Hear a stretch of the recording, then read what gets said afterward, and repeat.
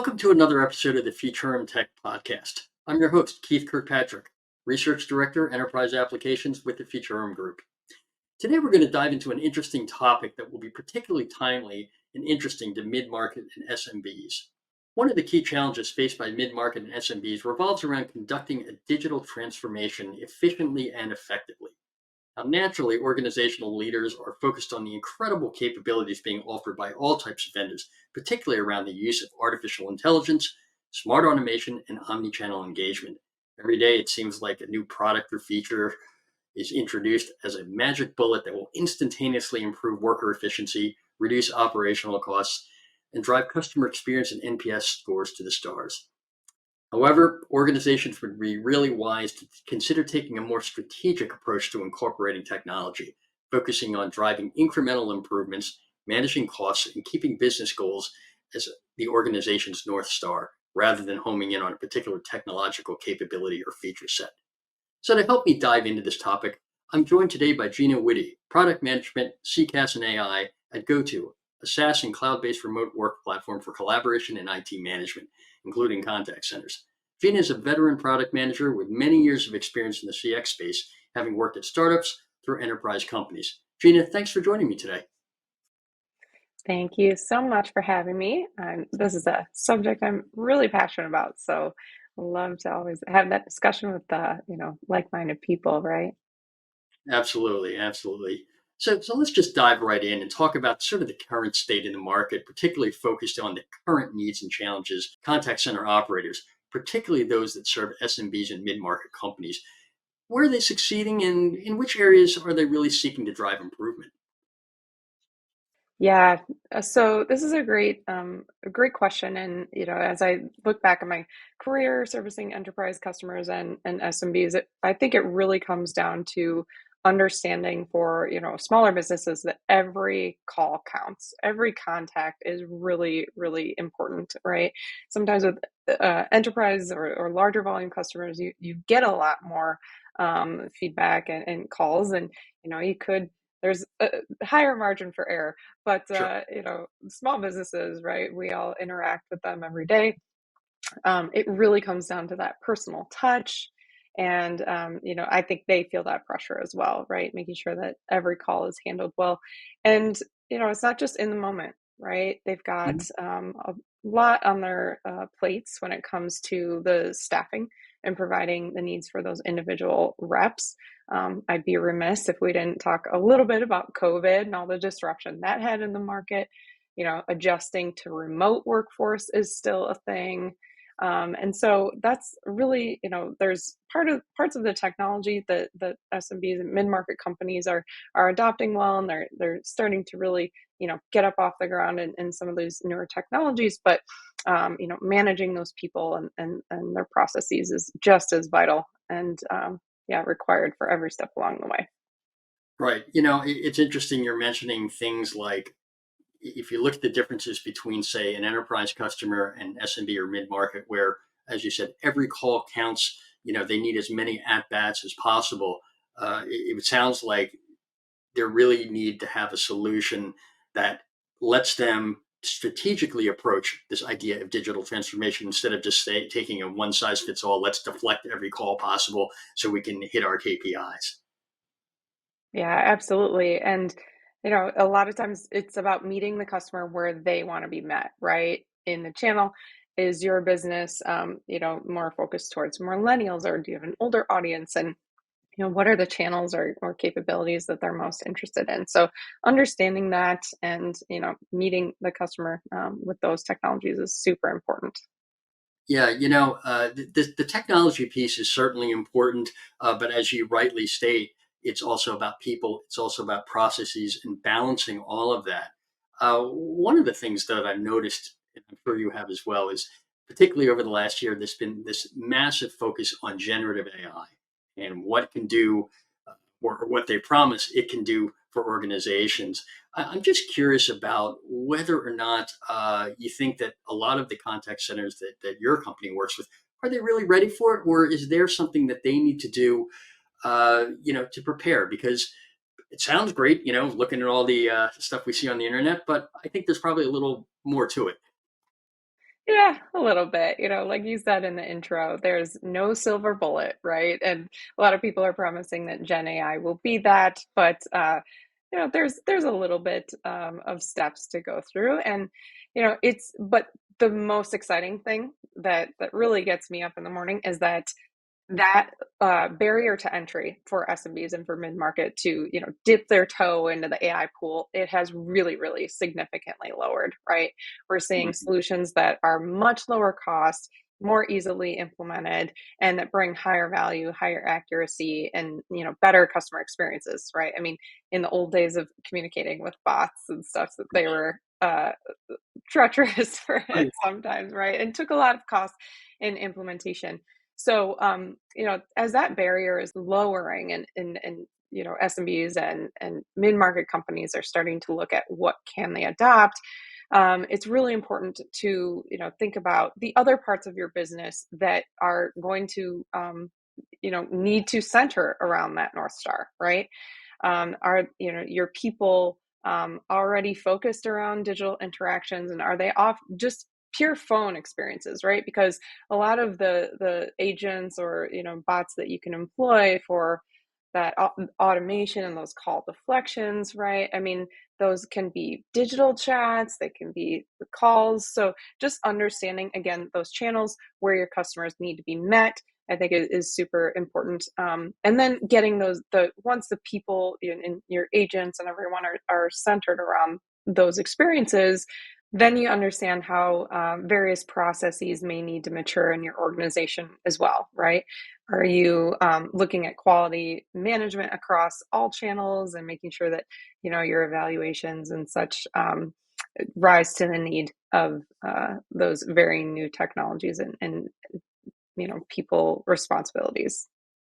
Gina, you mentioned something really interesting there. I want to go back to talking about looking at your organization's the level of technological maturity. I think we were talking before about, I believe you guys have some sort of a blueprint for growth and maturity within organizations. Can you talk a little more about that, and why is that important, and what can organizations gain by taking a view of their actual level of technological expertise and maturity?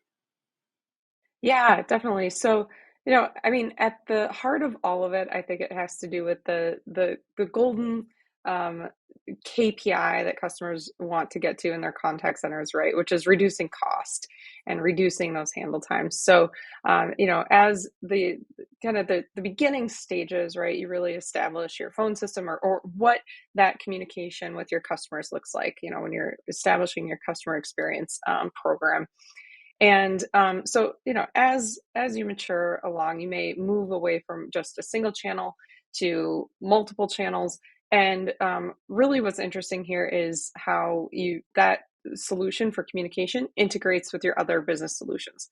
Um, you know, Customer relationship management or CRM systems. Do they that single source of truth, bringing that into the contact center so your agents can better service those calls and those interactions? That's highly valuable, right? That cuts down on a lot of work that agents may have to be doing, looking at various systems. So, Mhm. as you raise in maturity, right, you're looking at integrating multiple systems. You're expanding your channel capabilities, and ultimately that leads to higher automations and more potential to train other systems, or call deflection capabilities that Gen AI is capable of now. Right. But it seems like, though, to do this in the proper way, it isn't about going from like 0 to 100 in one step. I would think that the way that to really do this responsibly and make sure that you're addressing all the business needs, that it's more of a stepwise approach. Is that something that you can kind of elaborate on? Yeah, exactly. I love that point there. So, everybody wants the shiny new tech, right? And Gen AI is the buzzword and everything, and everybody thinks of, oh, call deflection and all that. Yeah, I want reduced costs. But if you're going from a phone system, and you're trying to look at adopting a virtual agent, you really want to look at, have I centered around a digital experience, not just for my customers, but for my workforce, right? A lot of the solutions that are that offer those kind of call deflection capabilities. They're not, just centered around a phone. So if it's a giant leap to go Right. from one end of the spectrum to the other, but if you chunk it up, there are manageable steps for getting there, right? And a lot of times that has to do with the channel adoption and creating those proper processes for your workforce. Right. So if you're taking a look at sort of a typical organization that had been using hard phones or whatever, how should they start in terms of focusing, in terms of a technological priority? Is there one particular area they should focus in, or a channel? How should they think about it? Yeah. So, I think first of all, make sure you understand your customer experience. Hmm. Right. Really lead with empathy. Put yourself in the shoes of your customer and try to understand now how difficult is it for them to talk to Right. you and either Yeah. reach a live person or get a question answered that could just be answered maybe via an email or information on your website, right? So we're finding more and more evidence, and I'm sure Futurum Group has a lot to back this up, but that people want to interact increasingly through digital channels, right? So getting that content available and updated is a big part of those processes and training, your workforce to make sure that information is updated all the time. And then, yeah, the obviously the tech piece follows that, right? So if your customers are communicating with you via email, do they want to chat? Do you want to put, a digital chat solution on the website so that your agents can then handle multiple interactions at a time, multiple conversations in a chat, whereas Mhm. in a phone system, they can only have a one-to-one conversation, right? So that alone gets a huge advantage in the efficiency of your workforce. Right. I would assume, though, that also when we're talking about integrating things like new channels where there is the possibility of having workers handle more interactions simultaneously, there's a training component to that as well. Absolutely. Yeah. So, and that's all, with your quality management or even just the way that you scale your business. You could have agents that are focused around digital channels. You could have agents that are focused around phones, or, you could think more omni-channel and making sure that your workforce is training against all of them. I mean, it's and again, this is something that we're still seeing the effects of COVID with, and remote workforce. But yeah, having those methods for onboarding and training your agents is super important. Um, Doing things like measuring the customer satisfaction with those agents too is integral, right? So after those phone conversations or after that digital chat conversation, are you asking, the customer satisfaction? Are you asking for NPS scores that measure the growth of your business, right? And that alone will help assess, what kind of steps to do next or how to potentially train or coach your agents. Mm, right. One thing we haven't touched on here on the technological side is, right now there are any number of different providers out there saying that we can provide, a chat solution, or we can provide a, voice transcription solution, or this, that, and the other. What are the challenges, particularly for your market, looking at SMBs, looking at mid-market companies for using point solutions versus looking at sort of an all-in-one platform? Because to me, I think there are different needs and different capabilities based on the type of customer you are. Yeah, that's another really great point. So, um, you know, of course, leading with empathy, right? The first thing to consider is what does that customer experience look like across these various solutions, right? Mm. You may be able to get something that works pretty well, or at least is seamless from the customer experience standpoint, but Mhm. then after those interactions happen, how easy is it for you to measure the success or gain that reporting and those insights to be able to understand those interactions across channels? Mm. How do you understand easily that your workforce is being efficient in their day, and how many interactions are they handling? Is that easy to see across channel, or do you have to go into every single point solution to dig for that information? Right. I would also imagine that depending on the type of customer you are, there may be just some basic technical challenges with trying to integrate, a variety of different point solutions, because you just don't have, a 20-person IT staff who is available to handle a large implementation of different solutions. Absolutely. Yeah.